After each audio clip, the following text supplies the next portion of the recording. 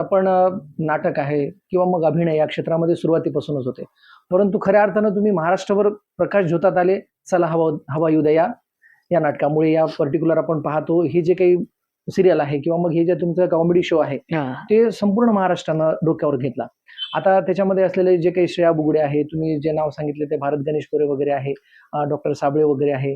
त्यांच्यासोबत तुमचा अनुभव कसा होता आणि विशेष करून तेव्हा तुम्हाला असं वाटलं की माझं आता स्वप्न पूर्ण झालं बाबा मला?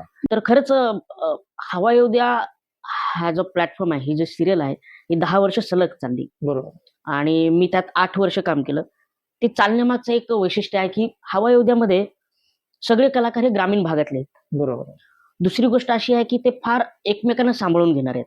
म्हणजे समजा तुमच्या टीममध्ये एखादा नवीन माणूस जरी आला, तर त्याला डावलून न देता किंवा त्याचा कॉन्फिडन्स कमी न होता त्याला कसं प्रोत्साहित करता येईल, असे खूप गोष्टी करतात. कारण